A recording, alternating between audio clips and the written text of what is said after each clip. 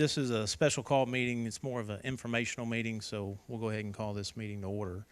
I wanted to go back to 2010. Some of you who attended the town hall meetings back in 2016 are familiar with this information, but back in 2010 is when the subsidy first reared its ugly head. And it was because the funding for 911 had reduced. The landlines were starting to reduce, and so the subsidy started to increase. At that time, come on in. At that time, it was discussed who was going to actually cover the funding. We had an interlocal agreement with the city of Benton, Calvert, and the county. Basically, the fiscal court voted to take on that subsidy. There was discussion in the legislation that there would be some laws changed to help with the cell phone tax, and so that's where it started in 2010. Everybody understands or knows that the interlocal agreement expired in 2012, and that interlocal agreement, you want to pass that out? We're going to pass this out. You pass that out, Brad? Sorry. We're just going to pass that out so you have Chris's information. But the interlocal agreement expired in 2012, and the fiscal court was still waiting to see what the legislation was going to do. I believe it was 2013, Campbell County started I think that's when they got sued on the occupied parcels. But Campbell County was one of the first counties, and if you speak to Campbell County, their director, we actually had David down here, and he gave a presentation to the fiscal court. I think it was back in 2016, 2017. They were having these discussions long before 2010 because it hit their community as well. So it's not anything new as far as the subsidy and the constraints on the local budgets, but they were waiting to see what the ruling was going to be out of the state Supreme Court on Campbell County.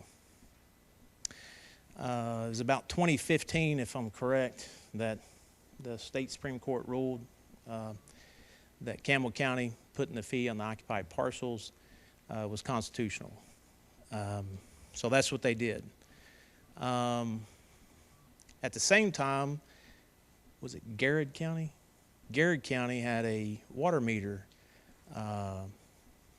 fee that was put on, a fee put on their water meters. They got sued. So that came out, I believe, 2017, 2018.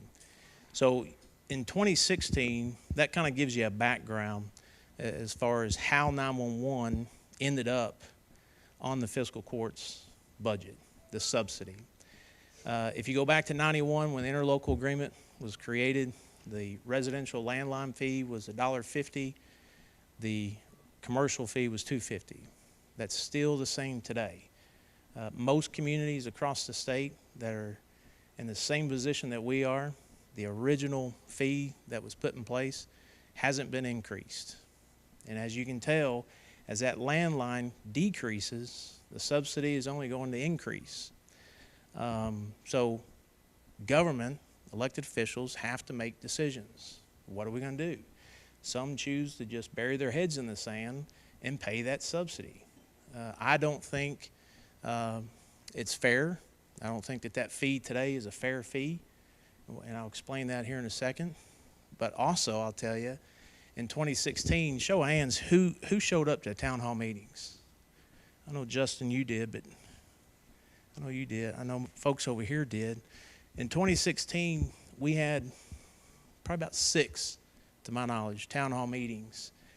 And it was very clear that the residents that showed up, when you showed, and we just basically showed the options at that time. We could increase the landline fee, which basically, who here has a landline? Okay? So if you got a landline, you pay residential $150.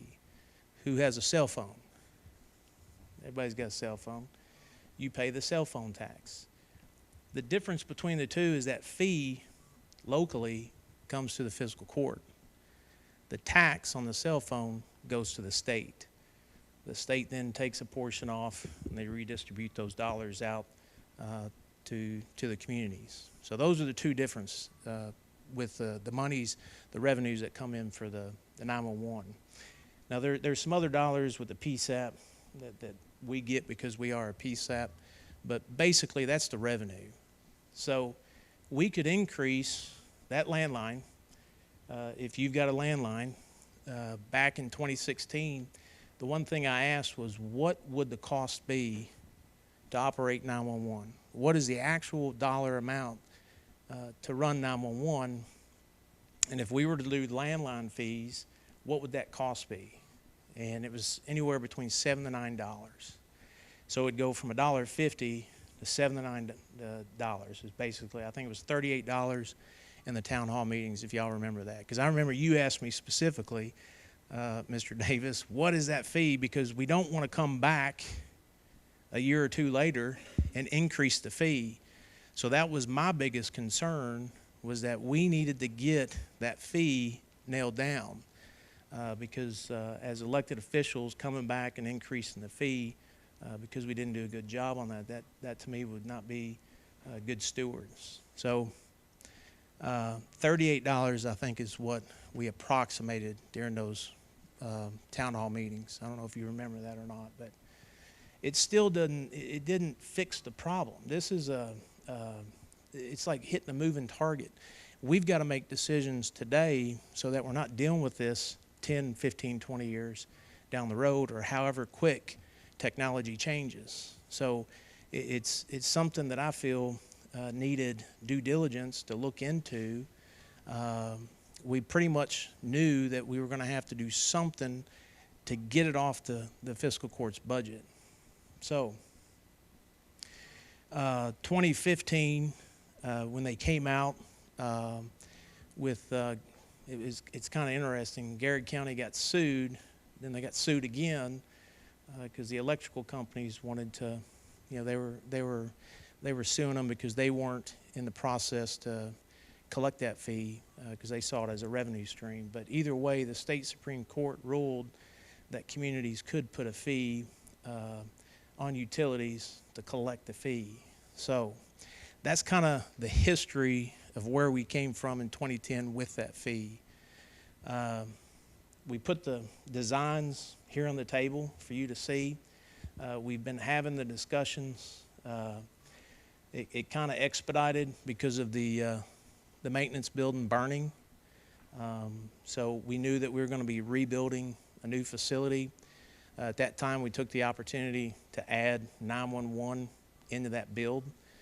So that's what we did. And that's what's sitting here on the table. We just got those bids this past week, and the court's going to be discussing those bids. The other thing we need to do, obviously, our former director resigned, or not resigned, she basically had a job offer, so she left for a better opportunity, and that left us seeking a new director. I feel that we were very blessed that we had somebody like Chris and his qualifications to apply for this position. In the court, knowing what we have to do to get the 911 center where it needs to be, somebody like Chris and his experience, he can do that. So the court discussed it. We decided to make him an offer. It was a take it or leave it offer. We actually had both through the interview panel that we had. We had 9 applicants that applied for the position. The panel reviewed all 6 or 9. I can't remember. Was it 6? 9?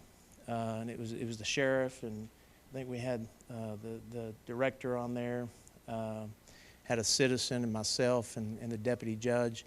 And the number 2, there were 2 that were picked.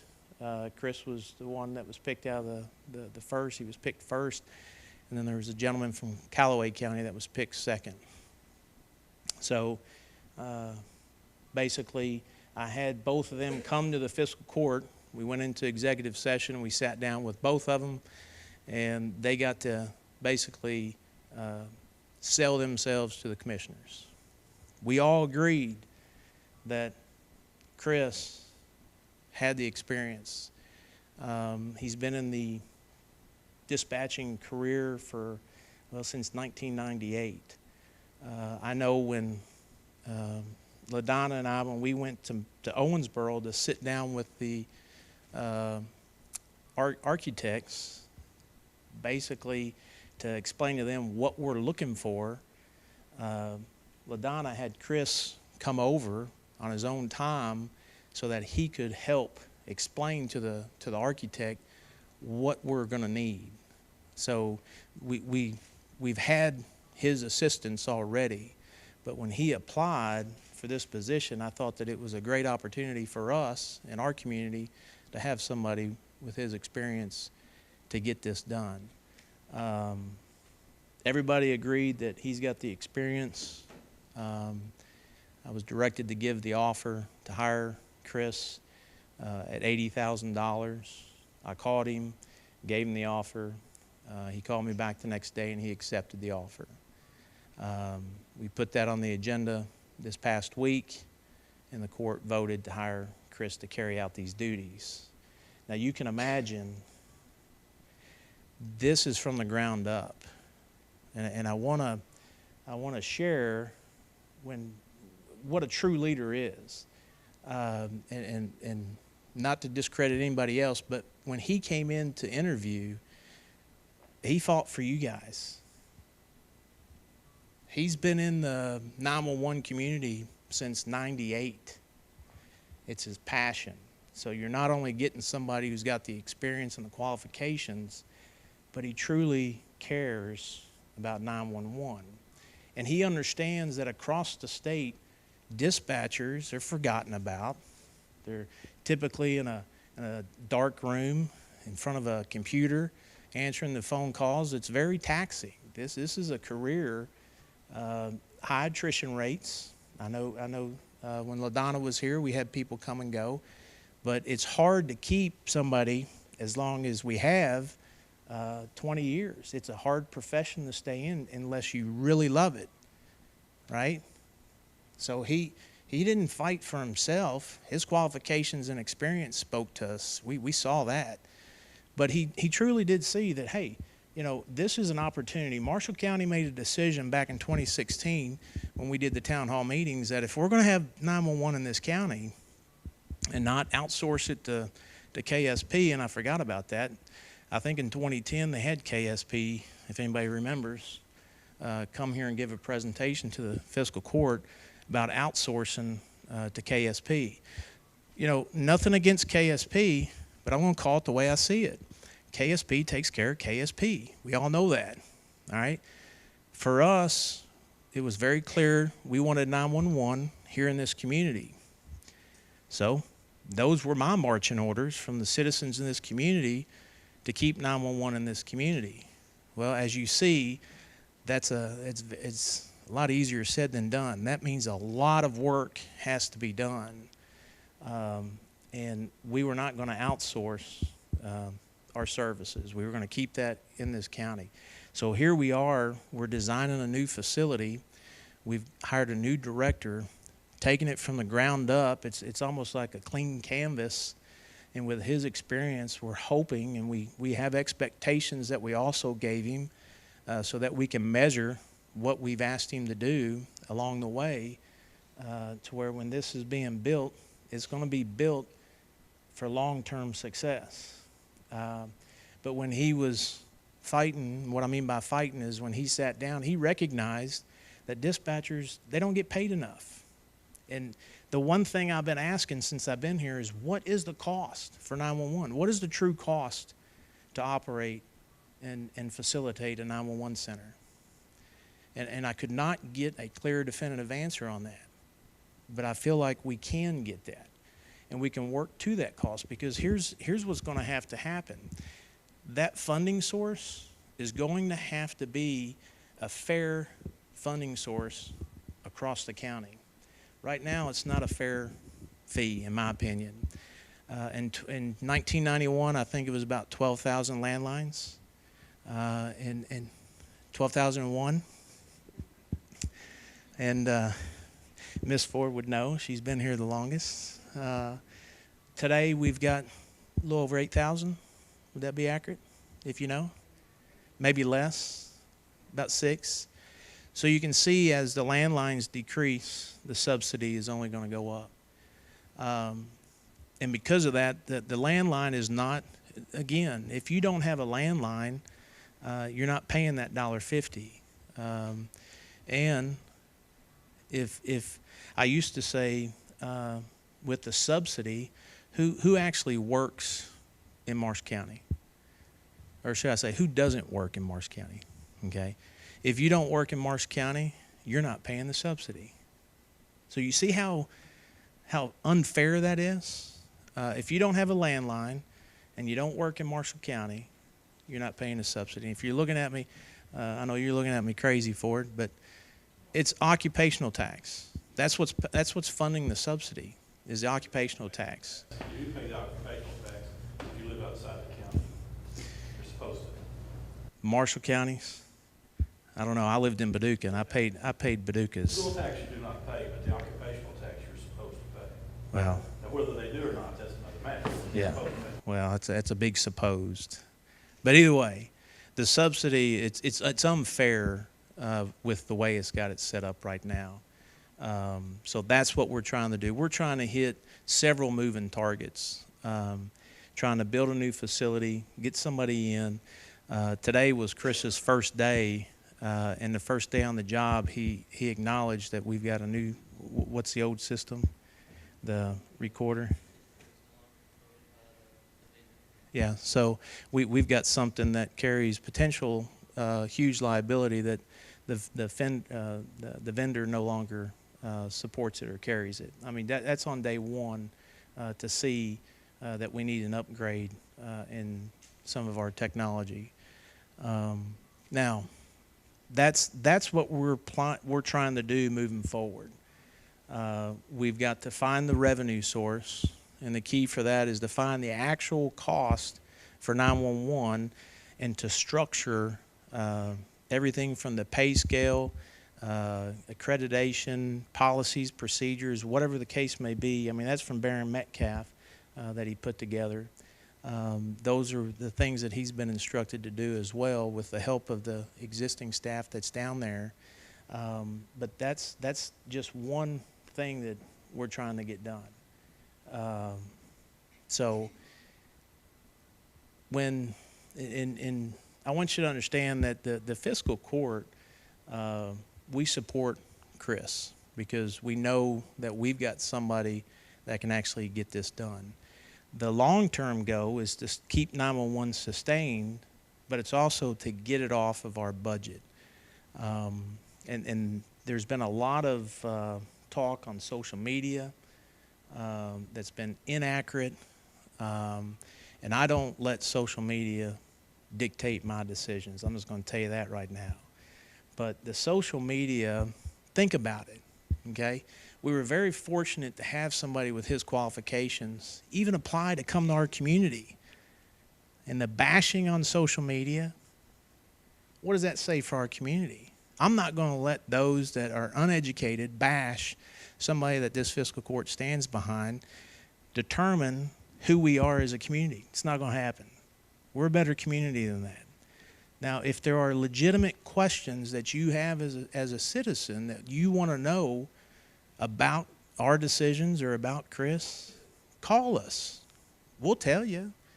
Talk to us. Don't, and you may not be involved in the social media stuff, but I've really, as a community, and a man that him and his wife have moved to our community, starting out a new career here, and what he's had to face, and I can tell you, he's taking it on the chin.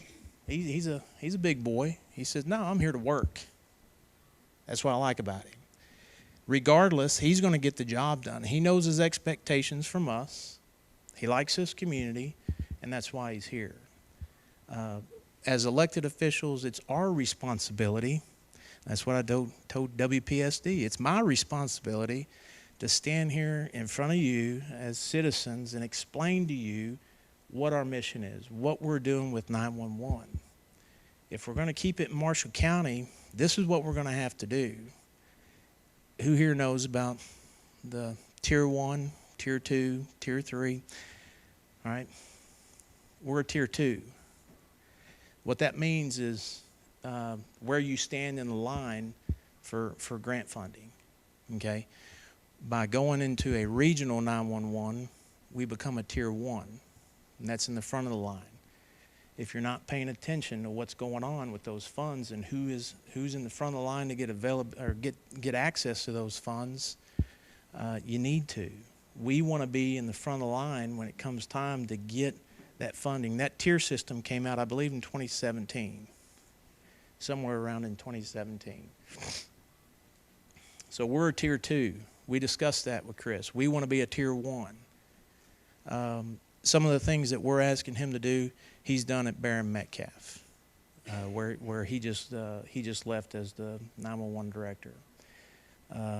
You know, his accolades, we passed out his information, his networking, the people that he has built relationships over the 20 plus years in the 911 community is invaluable. And you know, I from my own experiences, knowing people in certain places where you can make those phone calls to get information is very valuable. But that's what we're doing, and we're proud actually to give 911 a home that's going to be funded by this community. It needs to be funded by this community. The way it's funded right now, it's not going to sustain over time. So, commissioners, I don't know if y'all wanted to say anything. This was more or less just a informational meeting to share with you what our goals are and have been since 2016. The discussion has been started since 2010. So that's what we plan to do moving forward. Could I ask you a question? Yes. What other financial obligations do we have to meet to become this regional 911 center? And other than that funding, is there anything else that we get because of being regional 911? Well, I'd say that's a big question, and that's why we've got Chris here to look at what those costs are going to be. I can tell you that right now we're subsidizing out of our occupational tax about $372,000, and it's only going to continue to go up. You've got, just like today, that piece of equipment is anywhere from around $100,000 to $200,000. It's the unforeseen costs that we don't know that are out there, that, you know, something that we may have may be obsolete, or something that we have breaks. We're the bank right now. The fiscal court is. Go ahead. Yes. Go ahead. One thing that I'll add is I don't know the cost yet, of course, because I don't know the call volumes first day on the job, things of that nature for the other people who would come into the regionalized center. But what it does do, as far as revenue that it brings in, it splits the cost over a bigger population, more community, so it's cheaper for each person that becomes involved. Plus, it takes you to the front line in grant funds and other things of that nature. It puts you out in front because it is a collaborative effort. Well, you missed my question, because the question is how much is it going to cost us, not how much are we likely to get in. I understand that, but day one, I don't know what I don't know as far as what you're paying now and what we need to do to build it. A regional 911, so we were talking about serving more than one county. Yes. That's the go. And sharing those costs over Do you have that. an idea of how many other counties would be involved in this? It could be 0 to however many. But what we're going to make sure that we do is whatever we consolidate with is that the call volume doesn't tax us. So as far as what the cost to you is, right now we can tell you what the cost is. But we want to do is have something that's consistent across the board. I don't want to throw a number out there because we haven't even sat down to look at it in terms of the option that we're going to be putting on the table. I'd rather discuss that first with the governing body and Chris, and then present that to the citizens so that you know exactly what the cost is going to be. When you get this cost figured out, does that include his salary that's taken out of the fiscal court? Yes, once it's taken out of fiscal court, that cost is not only going to be his salary, but it's going to be the salary of the current dispatchers, because there's not it needs to be a pay scale that needs to be put in place for them.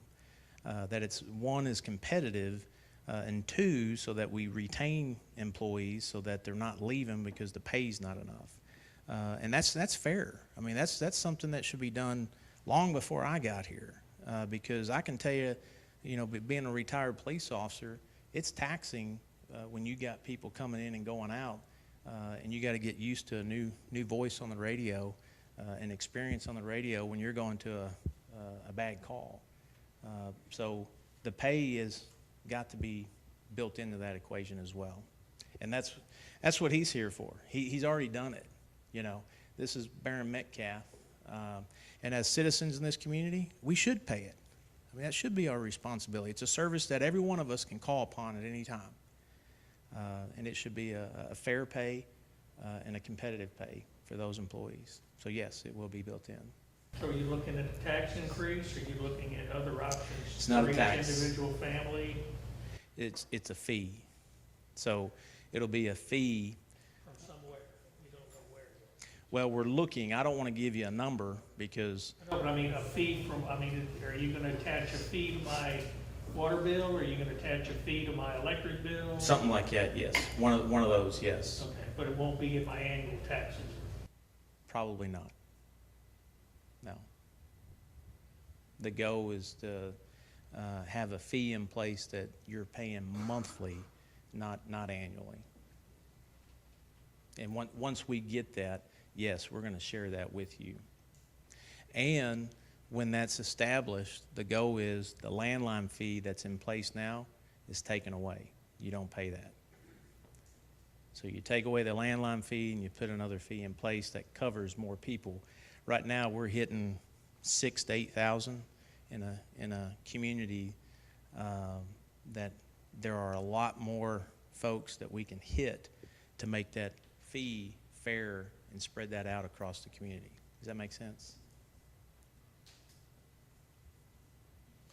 Now, we sat down in executive session and we discussed it. To get Chris here, $80,000 is above normal. But we knew what we're getting, and we know what work's got to get done, and that's why he's here. Our goal is a regional 911 center. We do have some counties that are interested. We've got some counties that are with KSP that don't want to be with KSP. So we want to offer them a home that's closer. So yes, we're going to be out marketing it and trying to get those counties to come to our community. Are you gonna drop the fee if you get more counties and more people? Or not drop it, but reduce it? Well, again, I don't want Is to. it gonna stay the same? If you get 1,000 people or 100 million people, I'm still gonna pay the same fee? There will be a point where we're going to have to figure that out. The landline fee right now, if we determine our goal is to determine a better funding source, and when we do that, we're going to get rid of the landline fee. As we try to take on other counties, we're definitely going to look at that. And that may be a factor that we don't take on those counties, or we may require those counties to do exactly what we're going to do right here in Marshall County. They're going to have to, elected officials are going to have to do just like this, stand in front of the citizens of our community and make these changes. Burying our head in the sand on this issue, it's not, look where it's got us. It's not working. So we're stepping out and we're going to make those tough decisions. But it may be something where if a county wants to consolidate with us, we tell them, we know that if it's your general funds, you need to put something in place like we do here in Marsh County before you come to us. And that, to me, that just makes sense. But all that's going to have to be communicated. Yes, sir. Did you, when you were talking about hiring Mr. Freeman, did you any time consider his salary, offering him a salary with a contingency in a contract that his pay would be up to that if he proved himself to do these things you're hoping he can do? No. The decision to pay him, actually, we were looking at 85 is what was offered, and we reduced it to 80. I think the majority of us felt comfortable with 80 to get him here.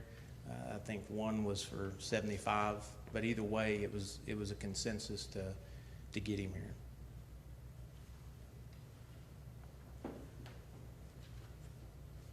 Yes, sir. Judge, did we ever at any time offer the existing employee, and again, this is nothing against you, sir, the existing employee, the opportunity to get a pay raise to stay since she was doing a pretty decent job? Yes, she was. You agree? Well, no, she was doing a job, a great job. But here's something that you have to look at. She got a job offer, and when she left, when we were interviewing and we were going through the board process, even if I offered what we offered, and I don't want to get into the details of that because that's not my business, but I don't think I could have offered her that money, not knowing who was going to apply and who was going to make it to the number one seat that these commissioners and I were going to pick. So it's not a fair question because there was a lot of moving parts. So she announced she was leaving, then had an opportunity. Yeah, she came to me and said that she got a job offer, and she was, I think first she was going to pray about it, and then she came back and said, I'm going to leave. In which to be honest with you, I supported her either way. I know Brad and I sat down, and we're going to miss her, but also she had a great opportunity, and I was going to support that too. So, Thank you. yes, yeah. And LaDonna did a great job while she was here. And I think it was unfortunate for the folks Facebook posts and stuff out there but this is why we're here tonight, so that people. That's why I asked. Yes, thank you for asking that. Yeah. Anything else? Here's what I want you to. Yes, sir. If someone else offers him a job for more money in a year from now, what are we gonna be up against then? And that's the nature of it. Are we gonna have to offer him another 20,000? Well, we'll obviously have to deal with that if that happens, but I think one thing that made me feel comfortable with Chris is he sees the opportunity. Somebody that's been in the 911 field since '98, he's got a clean canvas. This is, trying to use an example of where you get to come in and put all of your experience that you've had over those years to build a regional 911 center. If he walks away to somebody else that's going to pay him more monies, I mean, that could happen, but I don't think it's going to happen. Has he not got a contract? There's no contract with him? No, he's a. So he can quit tomorrow if he wants to? He can quit tomorrow if he wants to. Yes, sir. And he really started to work, had the job before the fiscal court voted on it, right? No, today's his first day. His first. Last week, he was hired last week, he said, and it starts today. Yes, the fiscal court meeting, we have to have approval. So the fiscal court gave approval for the offer, but his first day started today. Yes. One more thing. Yes, sir. Did we have to pay for his moving expenses down there? No. That's another Facebook. Okay. No, I'm glad you asked that because I don't know who started that. That's why he asked. There was a Facebook post that we paid I don't even know how much, 30,000. 30,000 for. Oh, wow. It's 20. Used to be 20, okay, so it's gone up. For Chris to move down here, no, we did not even discuss that. So no, I'm glad you asked that and clarified that. Can you explain what goes into the $80,000 salary and how that was determined and where that money will come from specifically? Well, as I stated earlier, it's the occupational tax, it's funding 911 subsidy. So that's where it's coming from, the occupational tax. As far as the expectations, I can give you a copy of those after we get done.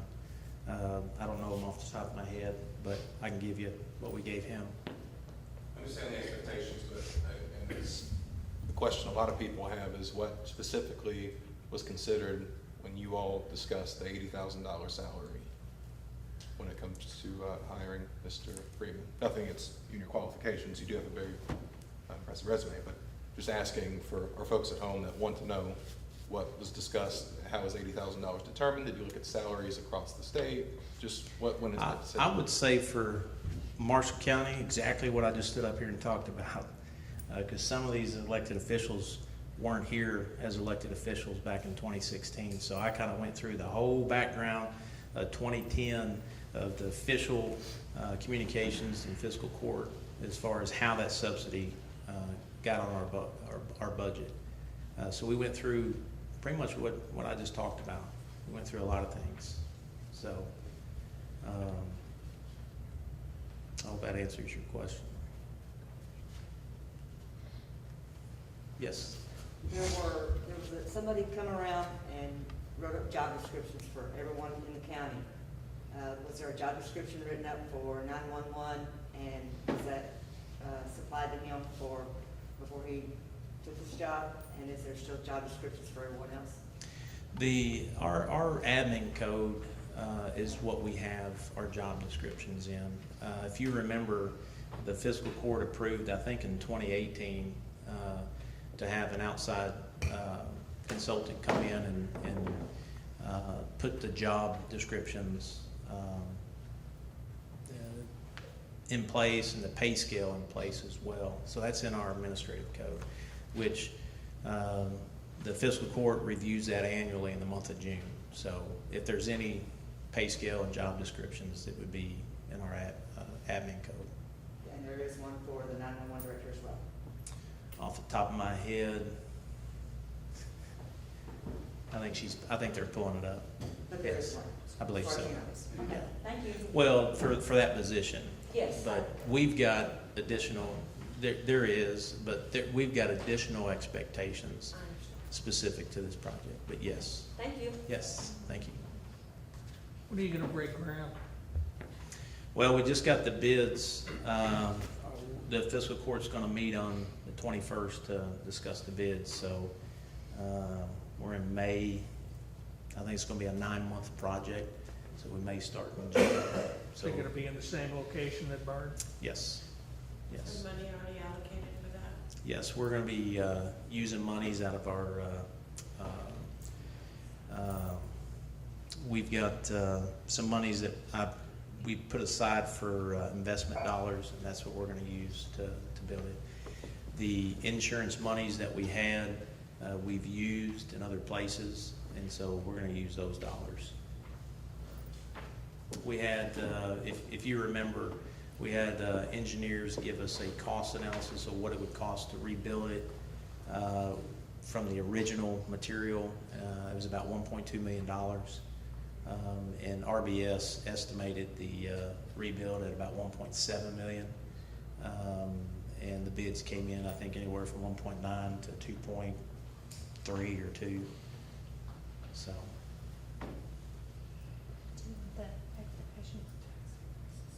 Oh, is that it right there?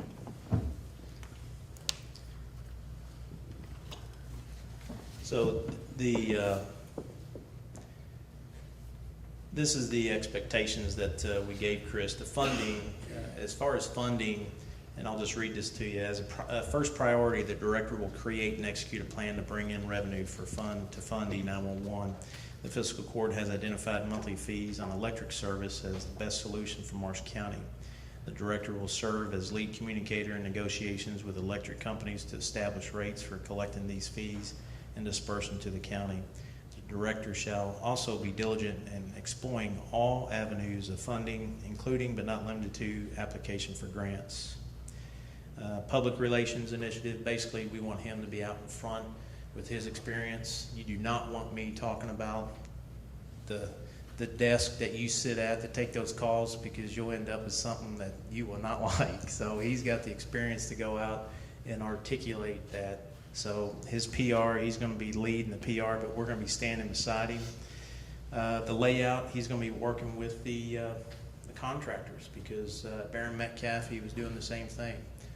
He worked side by side, making sure that when they were rebuilding the center where he was at, he was there to make sure that it was being done right. And he's actually even put his own time in to make it right. We got the framework.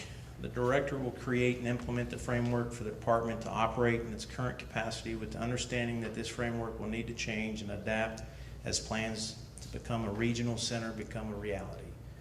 So that's what we want. The long-term plan is it to be a regional 911 center, not just a small 911 dispatch here in Marsh County. We want it to be a regional communication center. Regional communication, as a part of the plan to become a regional 911 center, the director will need to establish lines of communication and relationships with pertinent leaders throughout the region.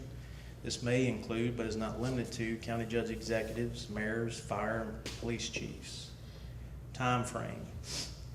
Some phases of this overall initiative will begin immediately.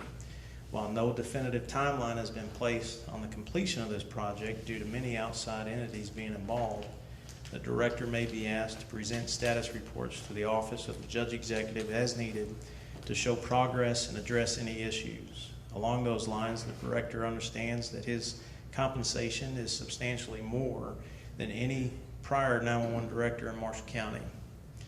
Therefore, to state the obvious, the Marshall County Fiscal Court reasonably demands a strong return from the director on this investment. And then in general, the director shall be bound by any and all applicable policies and procedures established by the fiscal court.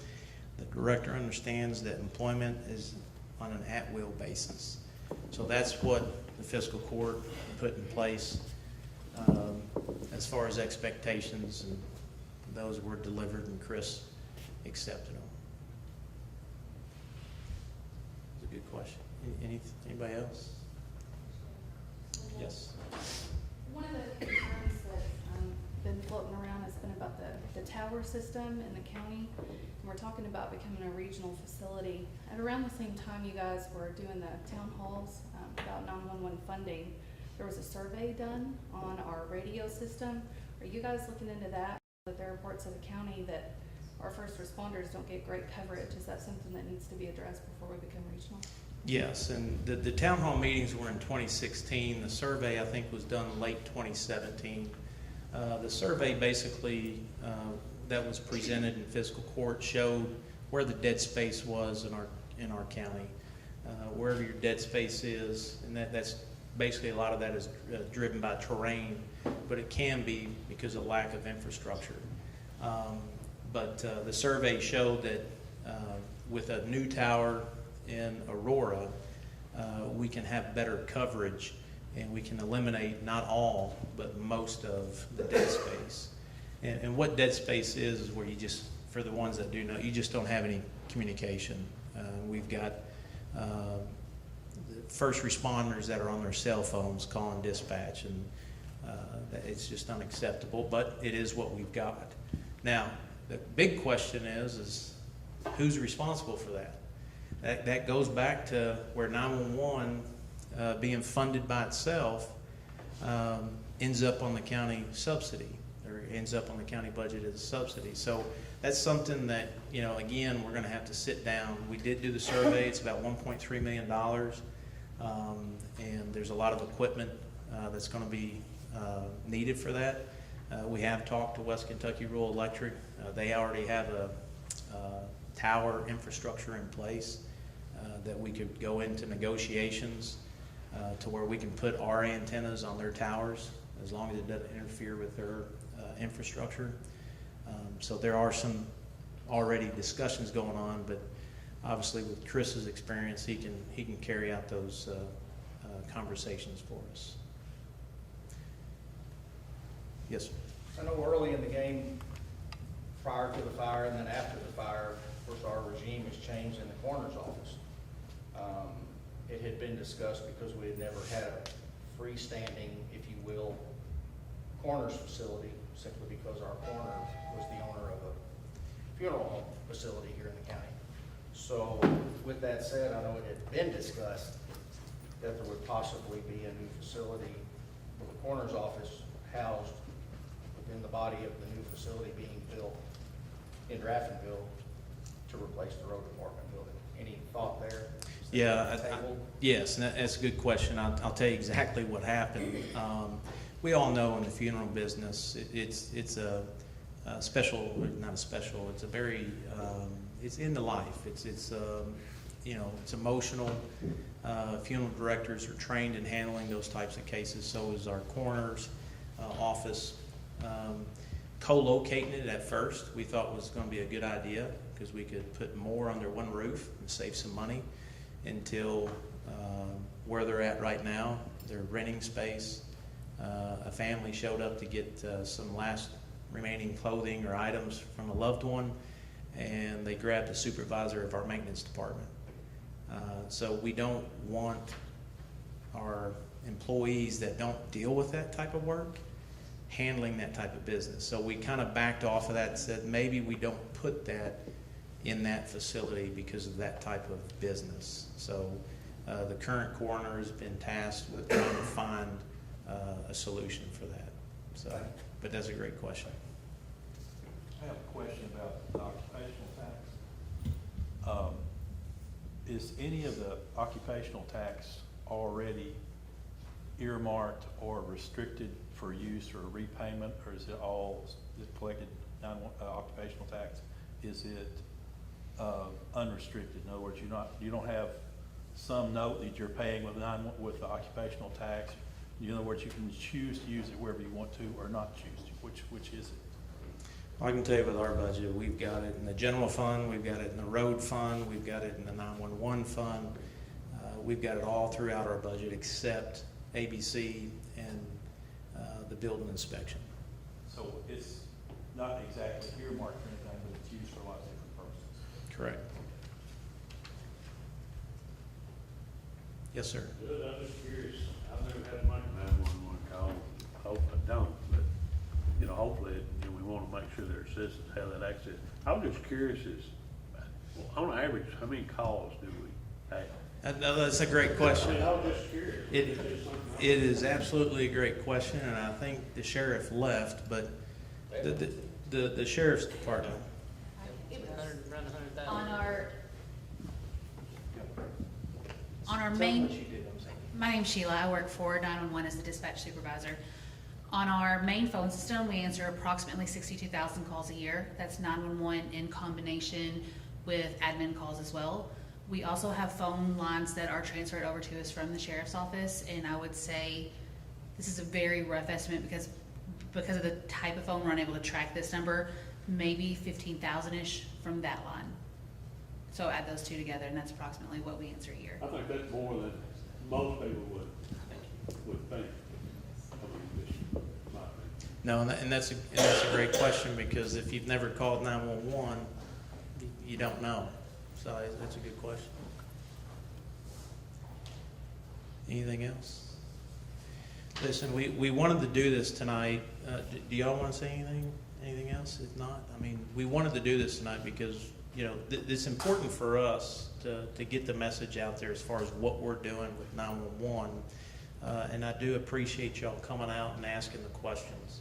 And I know we're Facebook Live in it, and that way people can come back who couldn't make it so that they can watch it and get the information. Again, all I would say is call me. If you have a question, just call me. What I appreciated the most are the people that either sent me a personal message or text, email, whatever it is. I appreciate those. And after explaining my decision, some maybe still did not agree with me, but at least they understood that I didn't make it willy-nilly. That's not the way I make decisions. So I would say,